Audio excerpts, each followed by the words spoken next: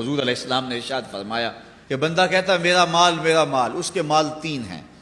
ایک مال وہ جو اس نے کھایا اور ضائع کر دیا، دوسرا اس کا مال وہ ہے جو اس نے پہنا اور پرانا کر دیا، اور تیسرا اس کا مال وہ ہے جو اس نے آگے بھیج دیا۔ فرمایا باقی اس کے وارثوں کا ہے، اس کا نہیں ہے۔ اس لیے ہم راہ خدا میں خرچ کرنے کا مزاج بنائیں، اس سے مال گھٹتا نہیں ہے، اس سے مال بڑھتا ہے۔ بلکہ جب راہ خدا کے اندر ہم خرچ کرتے ہیں تو ہمارا جو دوسرا مال ہے وہ بھی پاک ہو جاتا ہے۔ اللہ کے محبوب کا ایک فرمان سنیے جس کو حضرت حسن بصری رضی اللہ تعالیٰ عنہ بیان کرتے ہیں، حسنوا اموالکم بالزکاۃ وداووا مرداکم بالصدقہ واستقبلوا امواج البلاء بالدعاء والتضرع۔ فرمایا کہ اپنے مال کو، اپنے اموال کو زکوٰۃ سے پاک کرو اور اپنے مریضوں کا علاج صدقے سے کرو، اور جب مصیبتیں اور بلائیں تمہارا رخ کریں تو پھر دعا سے اور اللہ کے حضور زاری سے اللہ کی مدد چاہو۔ آج ہم صدقے کا مزاج بہت کم کر چکے ہیں۔ کسی زمانے میں ایسا ہوتا تھا کہ جب کوئی بیمار ہوتا تھا تو سب سے پہلا کام لوگ یہ کرتے تھے کہ صدقہ دیا کرتے تھے، ڈاکٹر کے پاس پھر جایا کرتے تھے، حکیم کے پاس پھر جایا کرتے تھے، سب سے پہلے اس کی جان کا صدقہ دیا کرتے تھے۔ صدقہ قضا کو بدل دیتا ہے، تقدیر کو بدل دیتا ہے۔ صدقہ سے اپنے مریضوں کا علاج کرو۔ اصل ڈاکٹر کے پاس جانا، علاج کروانا سنت ہے، اس کی ممانعت نہیں ہے، لیکن یہ بات ہمیشہ ذہن میں رکھیے گا کہ ڈاکٹر کے پاس دوا ہے، شفا نہیں ہے، شفا اللہ کے دستے کرم میں ہے۔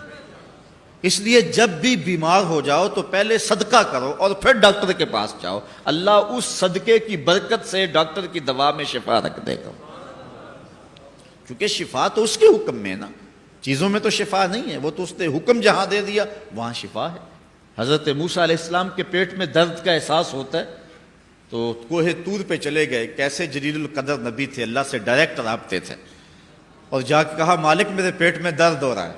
اللہ اکبر۔ گھر کے نجی معاملے بھی رب سے ڈسکس کرتے تھے، اور کوئی جو ہے وہ ایسی چیز ہوتی وہ بھی رب سے ہی عرض کرتے تھے۔ کہا میرے مالک میرے پیٹ میں درد کا احساس ہو رہا ہے، دوائی کی پوری لینی ہے تو وہ بھی جا کے کوہ طور سے رب سے ہی لیتے تھے۔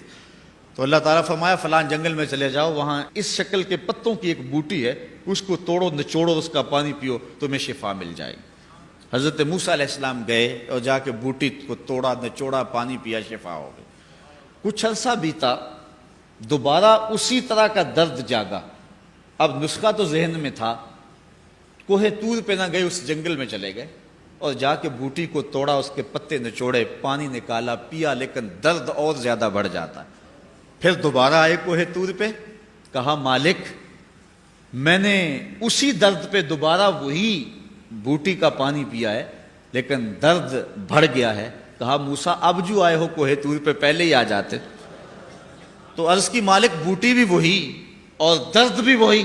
فرمایا سب کچھ وہی ہے لیکن پہلے میرا حکم تھا، اب میرا حکم ساتھ شامل نہیں تھا۔ شفا بوٹے میں نہیں رکھی، شفا تو میرے حکم میں رکھی ہوئی ہے۔